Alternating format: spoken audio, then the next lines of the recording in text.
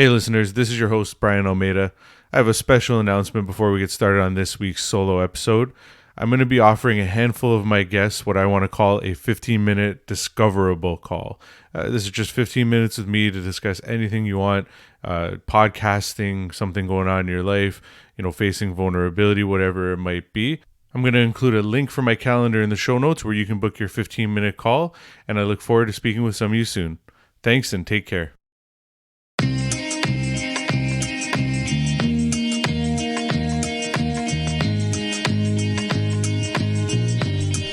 Welcome to the Vulnerable Podcast. I'm your host, Brian Almeida. Each week we'll share inspiring stories and tips on facing vulnerability and the lessons we can use to help us be able to find success and fulfillment in our own lives. With each episode, we hope to impact one listener, and if anything you've heard has impacted you, we'd appreciate you sharing it on social. Thank you for listening. Now let's get vulnerable. Today is Relatable Thursday. Hey listeners, and welcome back to another episode of Relatable Thursday. So this week I want to talk about toxicity in the workplace, or toxic workplaces, however you want to look at it. I think it's something that most of us have experienced at least once, if not multiple times, like myself, in different jobs or maybe even in the same workplace. To get into a couple stories of my own, I spent most of my beginning of my working life in retail.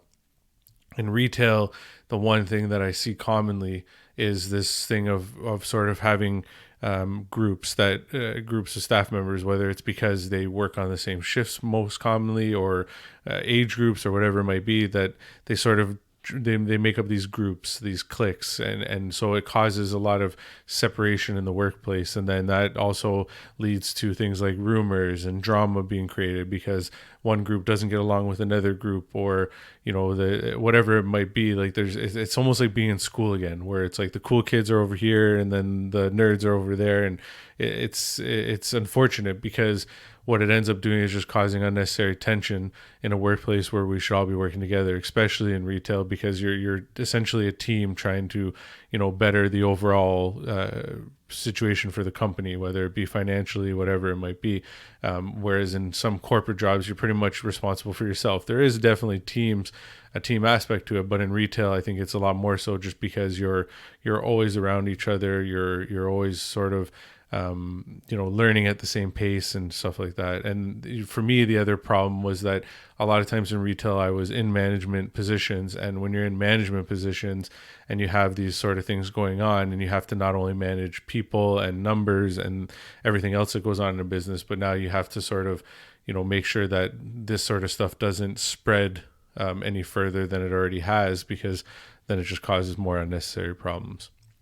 And then I think the biggest example for me was the job that I had that I got let go of from about 3 years ago, because in that workplace there was pretty much bullying going on. And this is something I'd experienced, in other jobs as well, but this was probably the most severe I'd ever experienced it in my life. Where one of the owners of the company, who was also like the president, but spent pretty much every day at the office, he would come in a lot of days and he would tease me about my weight, or he'd give me a hard time because my sales weren't exactly where they wanted them to be. In sales meetings, I would feel picked on a lot just because my numbers, again, weren't exactly where they wanted them to be at that point. And for me, it was like, well, I've just started at this company. I'm not even here, a few months. I'm still trying to find my footing and get my clients and all that kind of stuff. But yet for them, it was like, well, you should be here. And if you're not, then there's something wrong with you. And I remember even at one point that I was sort of, there was like a threat to put me on 100% commission. And it was like, well, I don't understand the thought process here, because instead of trying to find ways to motivate me, it's like, well, if we take this away from you, maybe that'll motivate you. And it was just an odd sort of way to motivate people. And I wasn't the only person that was unfortunately sort of suffered this in terms of, the bullying and the being picked on. Again, I don't really understand why anybody would do that in a workplace, but I think it's something I'm sure that's not only just happened there, but happened elsewhere as well. So I don't know if you guys have experienced toxicity in the workplace or currently experiencing a toxic workplace. Like I said, for me, it's happened, and even just for my wife and other people that I know, everybody's sort of experienced in some shape or form. So I'm just hoping that some of what I've shared and some of these next sort of piece of advice might be able to help you with getting through it. So the first thing I think, and the most important thing, and this is a point that was brought up to me by a family member as I was going through some tough times in one place that I worked, which was work is what you do for a living. It's not your life. So to that point, I mean, a lot of what I spoke about and the things that were happening at work would actually affect me outside of work more than they probably did in work. I'd come home unhappy with where I was working or displeased with something that happened between me and a manager or coworkers, and that would sort of bleed into my relationships. It was making me, to be honest with you, a very miserable human being, and I wasn't even really aware of it. And so I think we all have to be really careful about taking work home or bringing what happens at work into our personal lives. It's hard to separate the two because we spend a third of our waking our third of our life, not just our waking life, a third of our life we spend in the workplace. It's a major part of our life, a major time consumer in our life.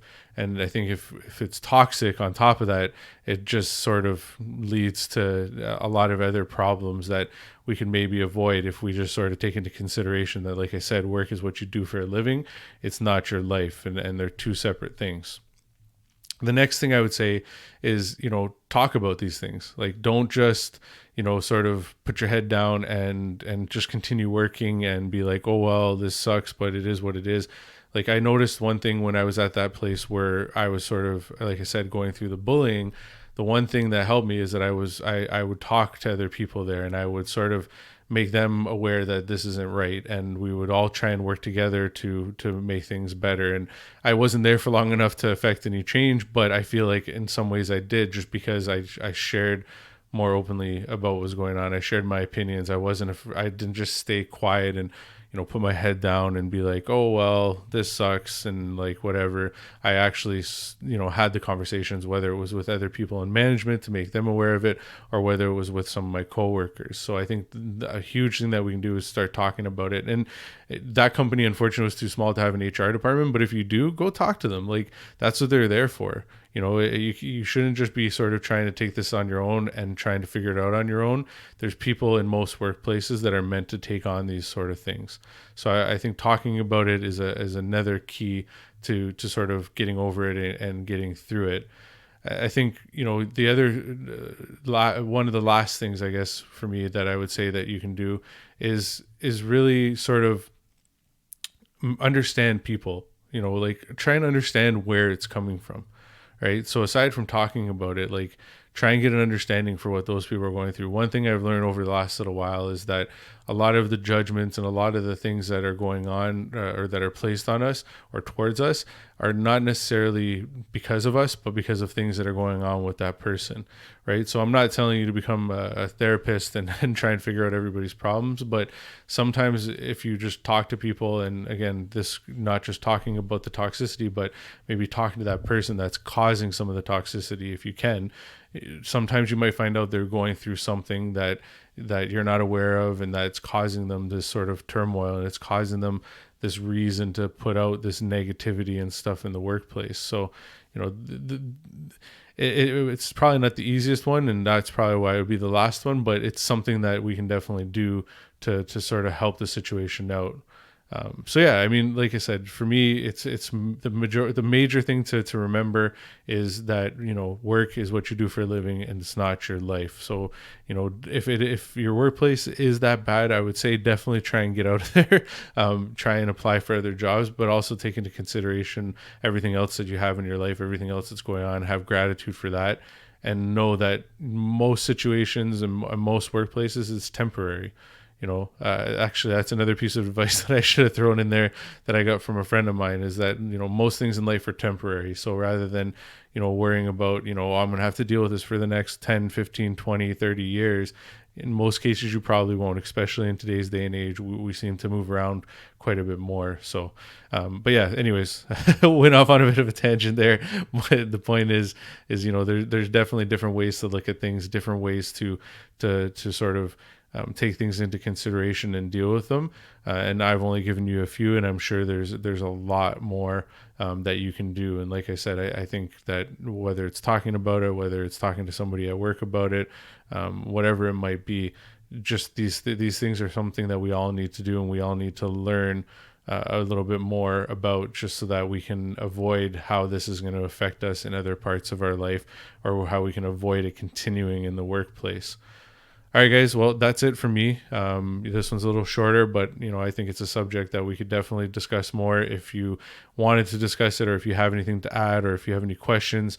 Like I've always say, reach out to me on social, book a discoverable call. The link is in the show notes, or you can reach out to me on social and I'll send it to you. But yeah, I hope that again, these episodes are helping you guys, that you're relating to them. And if there's anything I can do, let me know. All right, guys, take care and see you next week.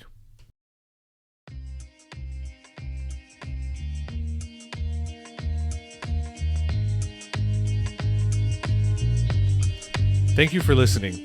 If you enjoyed the podcast, please subscribe and follow the podcast on Instagram at vulnerable.podcast, or on Facebook and LinkedIn. You can also follow me, Brian Almeida, by searching my name on all platforms. If the podcast has impacted you in any way, I would also greatly appreciate a review. Lastly, if you know anyone with a great story of going from struggle to success, I would love to have them on. Thank you, and see you next week.